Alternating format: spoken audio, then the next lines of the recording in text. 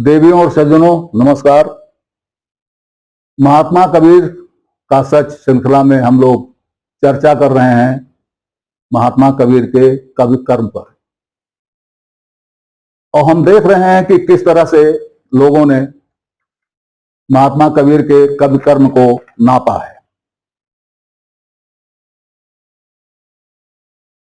संस्कृत के लक्षणों के अनुसार गद्य, जिसको हम आजकल प्रोज कहते हैं, वह भी काव्य है, क्योंकि संस्कृत में गद्य का वो अर्थ नहीं है जो हिंदी में गद्य का अर्थ है। अभी हिंदी के लक्षण ग्रंथ बने ही नहीं, जो बने हैं वो रीति ग्रंथ हैं। तो कबीर को नापने के लिए कबीर के समय में जो ग्रंथ थे उन्हीं को मान्यता मिलेगी, उन्हीं का मापदंड कबीर पर लगेगा, दूसरे पर नहीं लगेगा। और उन मापदंडों से में कबीर कवि उभर कर आते हैं और श्रेष्ठ कवि उभर कर आते हैं। अब ऐसा है कि बाबू श्याम सुंदर दास ने कबीर की कविताई के बारे में क्या कहा है, संक्षेप में कह रहे हैं, उनकी विचारधारा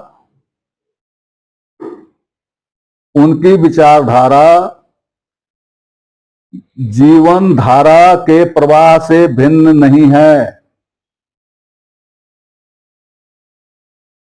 समझ रहे हैं? उनकी विचारधारा का प्रवाह जीवन धारा के प्रवाह से भिन्न नहीं है। तो सही तत्व आ गया। उसमें उनका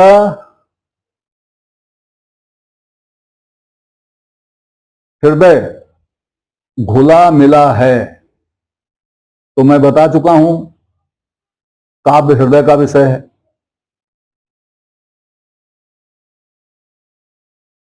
समन्वित है, दूसरे पर प्रभाव डाले बिना नहीं रह सकती। क्यों भाई? आचार्य रामचंद्र शुक्ल जी तो कहते हैं कि भावोन्मेष नहीं होता, और डॉक्टर श्याम सुंदर दास जी कह रहे हैं, बाबू श्याम सुंदर दास जी कह रहे हैं कि दूसरे पर प्रभाव डाले बिना नहीं रह सकती। वो कह रहे हैं उनकी वाणी में एक और ही मिठास है। उनकी वाणी लोगों की जबान पर चढ़कर कहावतें और उक्तियां बन गई हैं।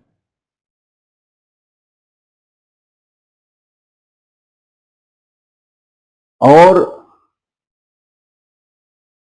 शब्दों को जोड़ करके चमत्कार लाने के फेर में पढ़ना उन्हें स्वीकार नहीं था। कविता स्वयं उनकी जिह्वा पर बैठी है। काव्य साधारण कोटि से ऊंचा था। ये बाबू श्याम सुंदर दास कहते हैं। ये मैंने संक्षेप में कहा है, लेकिन जब वो निष्कर्ष देते हैं तब कहते हैं भाषा अस्पष्ट है। अरे भाषा अस्पष्ट नहीं है, भाषा आपकी समझ में नहीं आती है तो अस्पष्ट है, खरी खरी कही जाए तो। दूसरी कहते हैं कि एक ही चीज बार बार कही गई है। अरे एक ही चीज बार बार कही गई है, लेकिन ये देखिए कि कितनी तरह से कही गई है। रिपीट किया गया क्या? रिपीट नहीं किया गया है। एक ही चीज, जैसे भक्ति के बारे में एक पद में उन्होंने कुछ कहा, दूसरे में कुछ कहा, तीसरे में कुछ कहा, चौथे में कुछ कहा, तो वो पुनर्कथन हो गया। ये पुनर्कथन नहीं हुआ। पुनर्कथन तो तब होता है जब एक ही बात सब तरफ कही जाए। कबीर वाणी की यही विशेषता है कि वो उनकी कोई एक पद में जो उन्होंने कह दिया है वह चीज दूसरे पद में नहीं रहती है। रहती है तो किसी तीसरी चीज को समझाने के लिए रहती है। ये बारीकी से पढ़ना चाहिए, बिना बारीकी से पढ़े नहीं होता। उसके बाद कुल का ये कि साहब पिंगल शास्त्र का ज्ञान नहीं था और छंद बद्ध नहीं है, दोहे वोहे ये सब ठीक ठाक नहीं है। पहली चीज तो यह है कि आप पिंगल को बीच में क्यों ले आते हो। मैंने कहा ना, पिंगल छंदों का शास्त्र है और कविता छंद का बंधन स्वीकार नहीं करती। सूर्यकांत त्रिपाठी निराला में तो कोई छंद ही नहीं था, तो आप क्या करोगे, उनको कविता से बाहर कर दोगे? आपकी है हिम्मत? आप नहीं कर पाओगे। जो छंद मुक्त कविताएं कही जाती हैं उनको आप कविता से बाहर नहीं कर पाओगे पिंगल के नाते। और जहां तक मात्रा और वजन की बात है, जब कबीर की हर रचना खजड़ी पर गाई जा सकती है तब मात्रा के सारे दोष स्वतः समाप्त हो गए। क्योंकि आप हिंदी वाले हो, आप दो ही मात्रा जानते हो, ह्रस्व और दीर्घ, जबकि मात्राएं कितनी होती हैं यह आपको पता नहीं है। अर्ध मात्रा भी होती, चौथाई मात्रा भी होती है, और पौना मात्रा भी होती है, 1.5, 2, 3, 3.5 और 5 और 10 और 1000 मात्राएं भी होती हैं। इसको मात्राएं कितनी होती हैं इसको पाणिनि भी नहीं समझा सके थे, इसलिए उन्होंने जो उदाहरण दिया था उसको कान खोल करके सुन लीजिए और देख लीजिए। उन्होंने कहा था, ऊ कालो जर्स पुलतादि पुलतो, ऊ कालो जर्स दीर्घ पुलतादि पुलतो। मुर्गा ऊ बोलने में जितनी बोली लगाता है, जितनी देर लगाता है, उसी से ह्रस्व दीर्घ प्लुत आदि समझना चाहिए। प्लुत आदि, खाली प्लुत नहीं, एक मात्रा ह्रस्व, 2 मात्रा दीर्घ, 3 मात्रा प्लुत, ऐसा नहीं है। एक मात्रा हर्ष है, 2 दीर्घ है, 3 प्लुत है, और 3 के आगे क्या है? 3 के आगे सब प्लुत है। अब प्लुत कितने हैं ये नहीं मालूम। 1 और 2 मात्रा के बीच में 1.5 भी होता है, पौना भी होता है, 1 के पहले आधा भी होता है, अर्धमात्रा भी होती है। कैसे नापोगे? ये तो गेता से नापी जा सकती है। मैंने कहा जब खजड़ी बजा के गा ली गई तब वो सभी दोषों से मुक्त हो गई, मात्रा दोष खत्म हो गया। ना गाई जा सके तो मात्रा दोष है। एक और चीज, बाबू श्याम सुंदर दास ने ही ग्रंथावली का संपादन किया है, और ग्रंथावली में पदों के ऊपर राग लिखा हुआ है, गाने वाला राग, किस राग में वो पद गाया जाएगा, किस राग में रमैनी गाई जाएगी, ये लिखा हुआ है। तो फिर क्या रह गया? अगर कोई पद गेय हो गया, कोई साखी गेय हो गई, आप सुनते नहीं है कबीर की साखियां, उनमें कहां कहीं अड़चन आती कोई? पिंगल का ज्ञान नहीं, पिंगल का एक लाइन पकड़ ली बस उसी पे चलते चले जा रहे हैं। तो ये कोई बात नहीं हुई।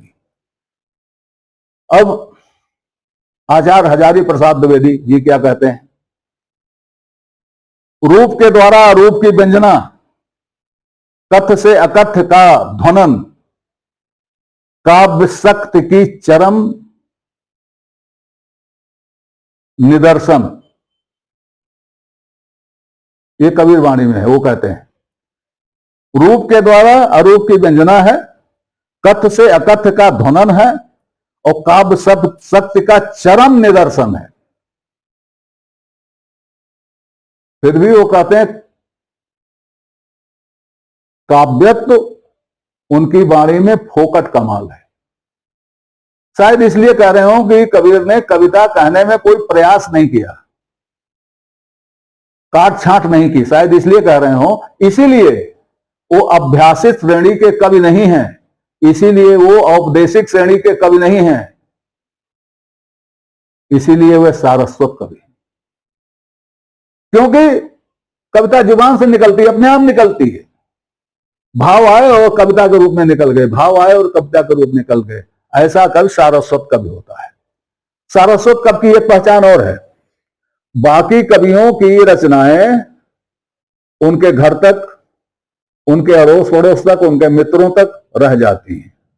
जो सारस्वत कवि होता है उसकी कविताएं पंख लगाकर बड़ी दूर दूर तक उड़ जाती हैं। ये परिभाषा है। तो क्या हुए कबीर? सारस्वत कवि तो हुए, और क्या हुए?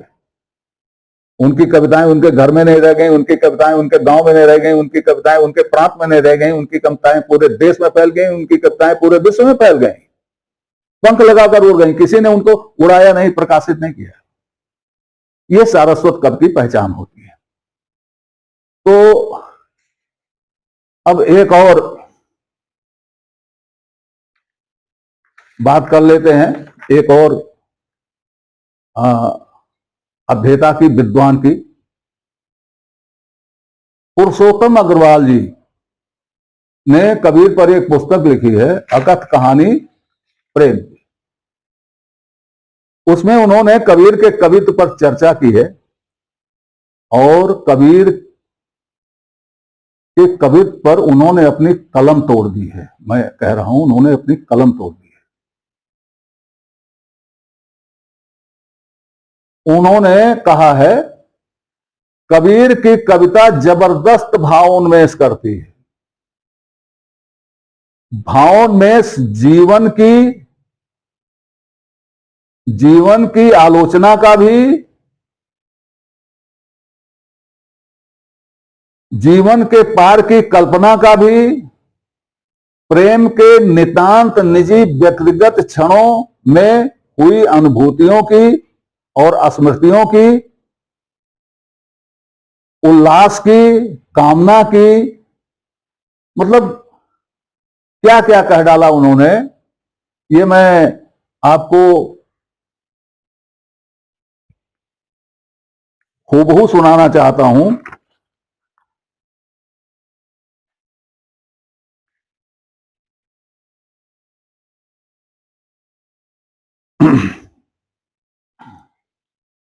कबीर की कविता कोरा उपदेश नहीं, जबरदस्त भावोन्मेष करती है। भावोन्मेष जीवन की आलोचना का भी, जीवन के पार की कल्पना का भी, भावोन्मेष प्रेम के अत्यंत निजी क्षणों की अनुभूतियों और स्मृतियों का, उल्लास, कामना, अधिकार, आशंका, ईर्ष्या, मादकता, वेदना, मान, मनुहार, खींच, विश्वास, अविश्वास, सभी का। प्रेमानुभव का कौन सा पहलू है जिसका सुर कबीर की कविता में नहीं गूंजता? फिर भावोन्मेष सामने मौजूद जिंदगी के परे भी झांकने की हिम्मत का, मौत की आंखों में आंखें डालकर बात करने का, उन्मेष जीवन के बहुरंगी उत्सव का और उसके अंग का, देह के होने के रोमांचक मादक एहसास का और उसकी अनिवार्य नश्वरता का, उनमें जमकर बोलने के उत्साह का और अंततः मौन की ओर जाने वाली विवशता का, पाखंड को पांडित्य के दुर्ग से बाहर खींच लाने की ताकत का, अन्याय को हर इच्छा बताने वाली सोच से जिरह करने वाली प्रखरता का। इतना भावोन्मेष कबीर की वाणी करती है और लोग पता नहीं कौन कौन सा पैमाना लेकर बड़े सपाट ढंग से कह देते हैं कि कबीर की वाणी में भावोन्मेष नहीं है, कबीर की वाणी में छंद दोष है।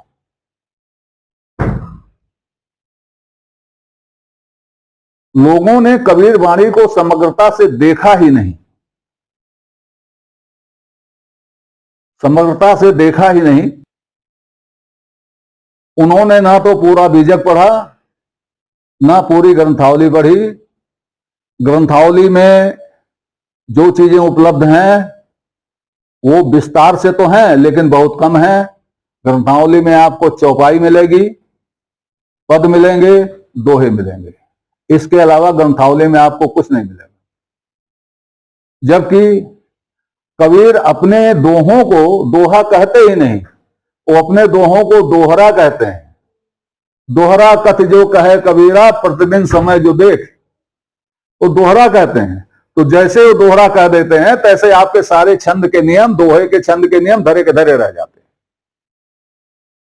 बात कड़वी लगेगी लेकिन कबीर दोहरा कहते हैं ये मालूम है, और दोहरा जब कहते हैं तो आपके छंद का सब धरा का धरा रह जाता है। दूसरे, उन्होंने किस किस तरह के छंदों में रचना की है, ये आप देख लीजिए। रामायणी उनकी चौपाई में है, शब्द उनके पद में है, ज्ञान 34 चौपाई में है, विप्रम 30 चौपाई में है, उसके बाद में कहरा है, बसंत है, चाचर है, बेल है, बिरुहली है, हिडोला है और दोहे हैं जिनको साखी कहा गया है। ये जो बीच में है आपके कहरा, बसंत, चाचर, बेल, बिरौली और हिंडोला है, इसका व्याकरण आपको मालूम है क्या? इसका व्याकरण मालूम हुए बिना आप कवि पर टिप्पणी करने कैसे निकल पड़े? ये लोक राग हैं, ये लोक संगीत है। अब इसको पिंगल में कहां खोजेंगे आप? मेरे कहने का मतलब यह है कि कबीर को पूरा पढ़ लीजिए और तब उनके कवित्व पर चर्चा कीजिए तो ज्यादा अच्छा रहेगा। जहां तक भाषा कठिन होने की बात है, मैंने आपसे बताया है कि मैंने हिंदी केवल इंटरमीडिएट तक पढ़ी है और संस्कृत बीए तक पढ़ी है। मुझे कबीर को समझने में कोई कठिनाई नहीं हुई। कबीर के शब्द कठिन नहीं हैं, लेकिन जब वो शब्द मिलकर एक अर्थ पैदा करते हैं तो वो समझ में नहीं आता, क्योंकि वो कथन आपसे अपेक्षा करते हैं कि आप अपना आध्यात्मिक इतिहास भी देखें, आध्यात्मिक विकास भी देखें, अध्यात्म के तकनीकी शब्दों की भी जानकारी हो। केवल हिंदी से काम नहीं चलेगा, केवल संस्कृत से काम नहीं चलेगा, इसलिए आपको कबीर कठिन लगते हैं। अन्यथा कबीर कठिन नहीं है, उच्च श्रेणी के कवि हैं। उनकी भाषा उस समय की, वो लोगों के, साधारण लोगों के बीच में बोलते थे, उनकी भाषा उस समय की साधारण भाषा थी। वो विद्वता नहीं बखारते थे। अब आपकी समझ में नहीं आती है तो बात अलग है। अब कबीर के कवित्व का वर्णन समाप्त हो रहा है। आगे कबीर के अगले उपक्रम के बारे में आगे की बात की जाएगी। तब तक के लिए नमस्कार। आपसे निवेदन है कि श्रृंखला को अपनी लाइक दें, इसको सब्सक्राइब करें और कमेंट बॉक्स में जाकर अपनी टिप्पणी प्रस्तुत करें, अपनी जिज्ञासा व्यक्त करें, अपने प्रश्न पूछें। यथा समय आपकी जिज्ञासाओं और प्रश्नों का समाधान करने का प्रयास किया जाएगा। धन्यवाद।